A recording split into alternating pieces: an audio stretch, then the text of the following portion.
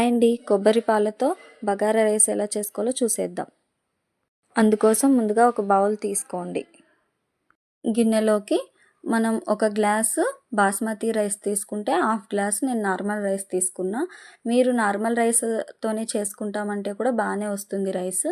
Normal rice అయినా use చేయండి, లేదు బాస్మతి రైస్ అయినా యూస్ చేయండి. నేనైతే 2 తీసుకున్నా. ఒకసారి కలుపుకొని 2-3 సార్లు కడిగి అర్ధగంట పాటు నానబెట్టుకున్నా. ఇక్కడ చూస్తున్నారు కదా, ఇవి కొబ్బరి నేను పగలగొట్టి ఇలా తీసి పెట్టుకున్నాను. పైన పీలంతా తీసేసి నీట్గా మనం తీసి పెట్టుకోవాలి. ఇక్కడ నేను చూపిస్తున్నాను కదా, ఇలా తీసి పెట్టుకొని ఒకసారి నీట్గా కడుక్కోండి. ఎందుకంటే మళ్ళీ దుమ్ము అది ఇది ఉంటుంది కాబట్టి నీట్గా కడిగి పెట్టుకోండి.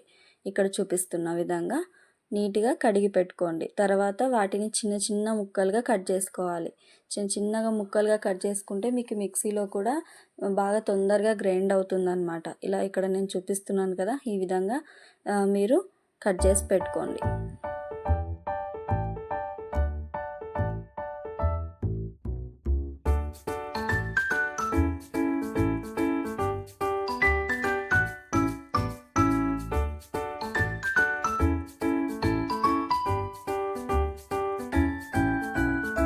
ఈ విధంగా కట్ చేసుకున్నాక ఒక మిక్సీ జార్లో తీసుకొని వాటిని బాగా గ్రైండ్ చేసుకోవాలి. ఒకసారి గ్రైండ్ చేసుకున్నాక మీకు చూపిస్తాను ఎలా వస్తాయో పాలు అనేసి. చూడండి, ఇలా ఒక క్లాత్ పెట్టుకొని ఇలా స్ట్రైనర్తో మీ దగ్గర స్ట్రైనర్ అంటే ఉంటే దాంట్లో నుంచి పాలు తీసుకోండి. లేదు మా దగ్గర ఇలా క్లాత్ ఉంది అంటే క్లాత్తోనే తీసుకోండి. నేనైతే క్లాత్తోనే తీస్తున్నాను. చూడండి ఎంత బాగా వస్తున్నాయో, గట్టిగా వచ్చేస్తాయి. మీరు మళ్ళీ మిక్సీ పట్టేటప్పుడు కొంచెం వాటర్ వేస్తూ మిక్సీ పట్టుకోండి. ఇలాగా చూడండి ఇన్ని వచ్చేసాయి. మళ్ళీ ఇంకొకసారి కూడా ఆ పిప్పిని పాడేయకుండా దాంట్లో మరి కొంచెం వాటర్ వేసుకొని మిక్సీ పట్టుకొని మళ్ళీ నేను ఇక్కడ చూపిస్తున్న విధంగానే ఒకసారి మళ్ళీ వడబోసుకోండి. అదే డ్రైన్ చేసుకోండి. వాటర్ అది వచ్చేస్తాయి, పాలు ఎక్కువ వచ్చేస్తాయి అన్నమాట. మీకు కావాల్సిన క్వాంటిటీ దగ్గర బాగానే వచ్చేస్తాయి. ఇక్కడ చూపిస్తున్న విధంగా ఇలా మీరు డ్రైన్ చేసుకోండి. ఇలాగా చూడండి ఎంత బాగా ఉన్నాయో, మంచిగా ఉంటుంది. డ్రైనర్తో కంటే క్లాత్తో తీస్తే మీకు ఇంకా ఎక్కువ వస్తాయి. ఇన్ని వచ్చాయి, మనకు సరిపోయే దగ్గర వచ్చాయి. చాలా గట్టిగా కూడా ఉన్నాయి. ఇప్పుడు మనం ప్రాసెస్లోకి వెళ్ళిపోదాం. ఫస్ట్ ఒక బౌల్ పెట్టుకోండి గ్యాస్ మీద. అందులో కొంచెం నూనె వేసుకోండి. అలాగే మీ దగ్గర ఉంటే బటర్ కానీ లేదా నూనె కానీ వేసుకోండి. 2 లేవు మా దగ్గర అంటే ఓకే, స్కిప్ చేసేసేయండి, ఏం కాదు. నా దగ్గర నెయ్యి ఉంది కాబట్టి నేను కొంచెం నెయ్యి వేసుకుంటున్నా. నెయ్యి ఫ్లేవర్ బాగుంటుంది కొబ్బరి బగారా రైస్లో, సో నేను వేసుకుంటున్నాను. తర్వాత కాజు వేసుకోండి. కాజు వేసుకుంటే కూడా చాలా బాగుంటుంది, డెలిషియస్గా కూడా బాగుంటుంది. అయితే మీ దగ్గర ఉంటే వేసుకోండి, లేకపోతే స్కిప్ చేసేసేయండి. నా దగ్గర ఉన్నాయి కాబట్టి నేను వేసుకుంటున్నా. అలాగే ఉల్లిపాయలు వేసుకోండి. ఉల్లిపాయలు వేసుకున్నాక గరిటెతో ఒక 2-3 సార్లు అలా బాగా కలుపుకోండి. ఎందుకంటే ఆయిల్లోనే బాగా ఫ్రై అవుతాయి. గోల్డెన్ కలర్ వచ్చేంత వరకు కొంచెం అలా ఫ్రై చేసుకుంటూ ఉండండి, లేకపోతే మాడిపోతాయి. తర్వాత ఒక 2 బగారా ఆకులు వేసుకోండి. వేసుకొని అలా కలపండి ఒకసారి.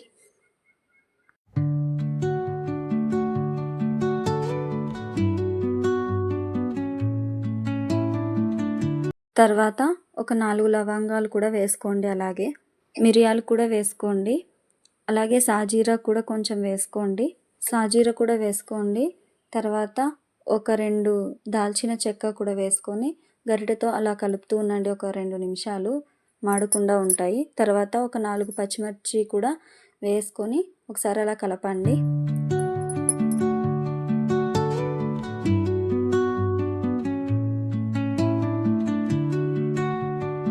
తర్వాత మనం ఫ్రెష్గా దంచి పెట్టుకున్న అల్లం వెల్లుల్లి పేస్ట్ కూడా వేసుకొని ఒకసారి అలా కలుపుకోండి.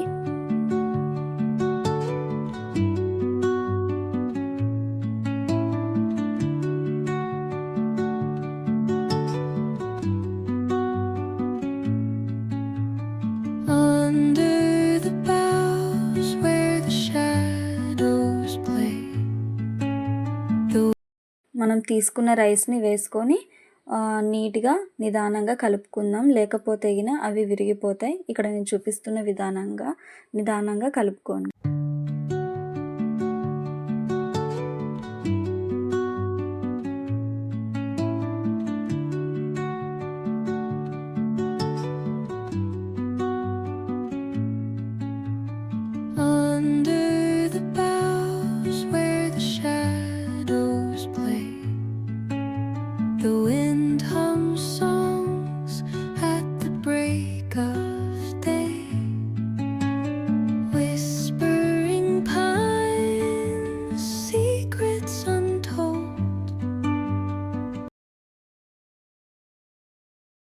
మనం కొంచెం కల్లుప్పు వేసుకుందాం. నేనైతే కల్లుప్పు వేసుకుంటాను. మీరు నార్మల్ నైస్ ఉప్పు వేసుకుంటానంటే కూడా ఓకే, ఏం కాదు.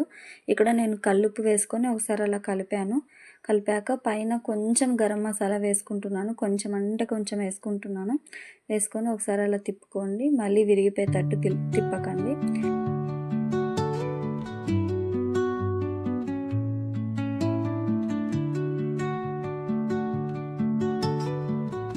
ఇప్పుడు మనం బాస్మతి రైస్ వేసుకున్నాం కదా, నార్మల్ రైస్ బాస్మతి రైస్ కలిపి 1.5 కప్ వేసుకున్నాం కాబట్టి దానికి డబల్ క్వాంటిటీలో వాటర్ వేసుకోవాలి. ఇక్కడ నేను ఫస్ట్ టెంకాయ పగలగొట్టినప్పుడు వాటర్ మిగిలి ఉంటాయి కదా, అవి కూడా నేను ఇందులో యాడ్ చేసుకుంటున్నా. చాలా బాగుంటాయి. చూడండి, ఇలా టోటల్గా 3 కప్స్ ఆర్ 2.5 కూడా వేసుకోవచ్చు. అంటే 2.75 అలా వేసుకోండి. అలా కూడా బాగానే వస్తుంది. నేను ఇక్కడైతే 3 కప్స్ వేసుకుంటున్నాం. అవి నేను కొన్ని పాత బియ్యం కలిపా కదా నార్మల్ రైస్, అవి కొంచెం ఉడకడానికి టైం పడుతుంది కాబట్టి నేను 3 కప్స్ వేసుకొని ఒకసారి బాగా కలుపుకోవాలి. ఇక్కడ నేను చూపిస్తున్న విధంగా కలుపుకోండి.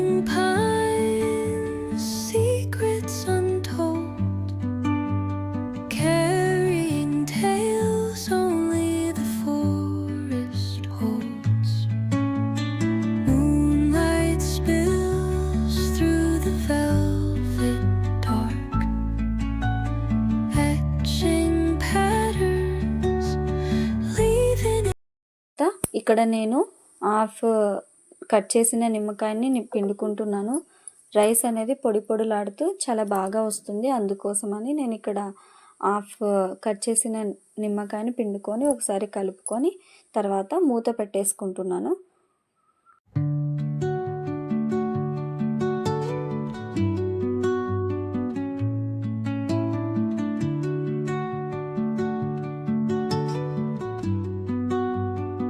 ఇలా ఒక 15 నిమిషాలు మీడియం ఫ్లేమ్లో మగ్గించుకొని ఒక 5 నిమిషాలు లో ఫ్లేమ్లో మగ్గించుకుంటే పొడిలాడుతూ మన కొబ్బరి పాల బగారా రైస్ రెడీ అయిపోతుంది.